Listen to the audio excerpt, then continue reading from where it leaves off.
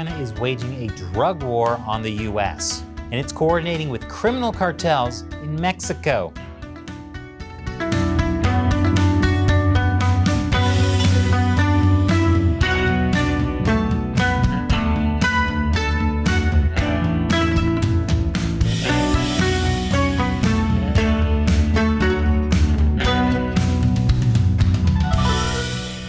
Welcome to China Uncensored, and I'm Chris Chappell. This episode is sponsored by Incogni. You probably know that companies are collecting your personal data, but you may not realize just how many. Dozens, maybe hundreds, most of which you've never heard of. And you have no idea what they're doing with it. Incogni helps stop them. I'll explain more at the end. So, there's an unholy alliance between Chinese triads and drug cartels in Latin America. This alliance is feeding America's fentanyl crisis. Since 2013, China has been the principal source of the fentanyl flooding the U.S. illicit drug market, fueling the deadliest drug epidemic in U.S. history. According to the DEA's New York City Division special agent in charge, Chinese organized crime is very instrumental to the entire drug trade, on the front end and the back end and in the middle. A sort of drug trade sandwich, if you will. It starts with precursors. Precursors are substances that can be used to create illegal drugs. If you've watched Breaking Bad, you know Walter White robbed a train to get methylamine. That's a precursor used to make crystal meth. The fentanyl has its own unique precursors. These precursor chemicals are heavily regulated in most countries since they can be used to make illegal drugs. So, Chinese triads have cornered the market. They manufacture precursors in China, then ship them to Mexico.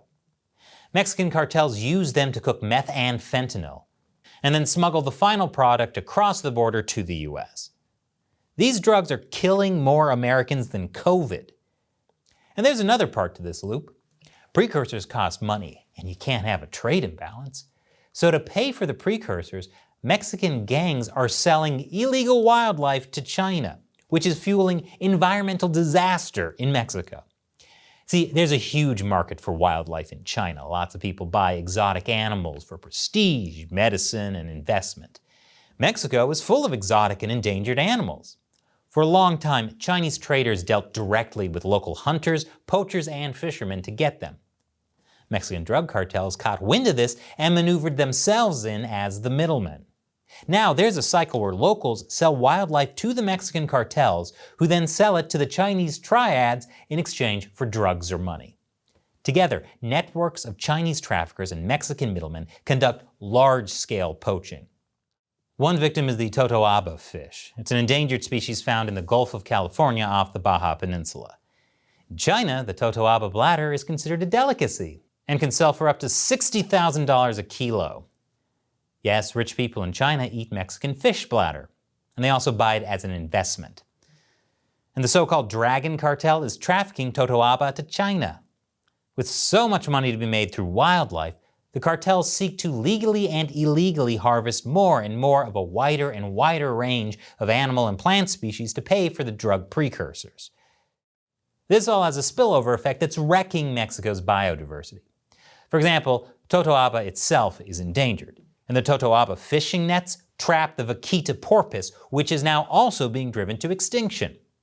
And when it comes to trees, illegal logging gangs are now chopping down huge swaths of Mexican rosewood, the ivory of the forest. Rich people in China use it for luxury furniture. But demand for these species in China is devastating rosewood populations around the world, including Mexico, costing habitat and human lives. These forests are rapidly disappearing, so China gets a 2-for-1 special. Their drug trade kills Americans while also destroying Mexico's environment and fueling criminal activity there. But wait, it gets better. Because this whole operation is made possible through a vast money laundering network operated by Chinese banks. I'll explain after the break. Welcome back. Chinese criminals are working hand in hand with Mexican cartels to get fentanyl and other drugs into the US. Part of it is being fueled by illegal wildlife trade. But the Chinese are involved in a lot more to help Mexican cartels launder money, using burner phones and banking apps.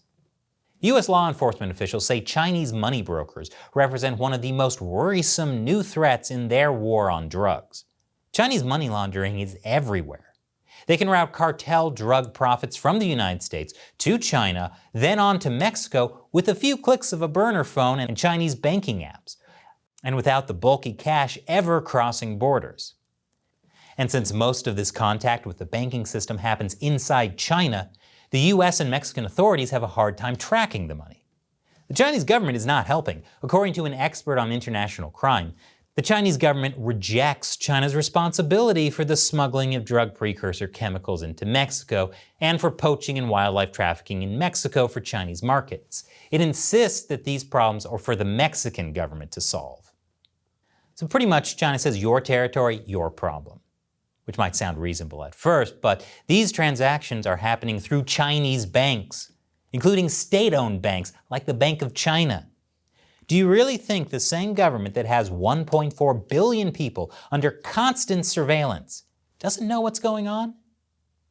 Every so often, the Chinese regime will put on a show of cooperation with the US, like by supposedly banning all types of fentanyl. That was in 2019.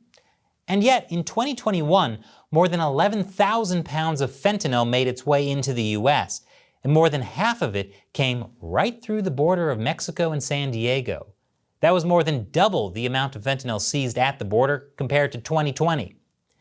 It's almost as if the Chinese regime isn't actually serious about stopping fentanyl. China's foreign ministry said China stands ready to cooperate with the United States to destroy drug cartels and drug-related money laundering networks. But when the US requested China's help investigating Chinese businessman Xi Jinping and his associates for laundering millions of dollars with multiple Mexican drug syndicates, China's official response was to claim it never received that request from the US. Basically, they're gaslighting. So the Chinese regime is looking the other way when it comes to banking, and they're refusing to cooperate with US drug enforcement agents. But it's worse than that, because they're actually proactively pushing drugs on the West. According to investigative journalist Sam Cooper on our podcast, high-level officials are actually giving directions to the Chinese cartels. It is proven beyond doubt that at high levels in China, there's corruption where officials are involved with the fentanyl cartels and in some cases giving direction. Makes sense. In 1999, two PLA Air Force colonels published a book called Unrestricted Warfare, in which they recommend a number of ways for China to fight a non-military war against the West. Those include drug warfare, which would help China obtain sudden and huge illicit profits while spreading disaster in other countries. And long before that, Mao Zedong had argued that criminals, like triads, can become a revolutionary force if given proper guidance. Well, they sure have. At least when it comes to supporting criminals, the Chinese Communist Party is consistent. And this episode has been sponsored by Incogni. Whenever you do anything online, there's a huge number of companies that collect your personal data. Your name, your email, your home address, your social security number, even how much you give to various causes. But this data can be compromised. Like earlier this year, hackers targeted the fundraising platform Give, Send, Go. People were using it to send money to Canadian truckers who were protesting lockdowns. The hackers stole and then published info on thousands of people who had donated money to the protesters. When you put your data online, even with a big trusted company, that data can be stolen. And that's why it's smart to get your data removed from their databases as much as possible. That's why I signed up for Incogni. And when I did, I discovered there were 76 data brokers that potentially had my private info. I had never heard of most of these companies, but they had definitely heard of me. Incogni forces these companies to delete your data. Just a couple of months after signing up, Incogni had already gotten my details removed from 19 of these data brokers, with 35 more in progress, and I didn't have to do anything after signing up. So check out Incogni using the link below or go to incogni.com/uncensored. The first 100 people to use the code uncensored will get 20% off. Get your personal data off the market with Incogni. Once again, I'm Chris Chappell. Thanks for watching China Uncensored.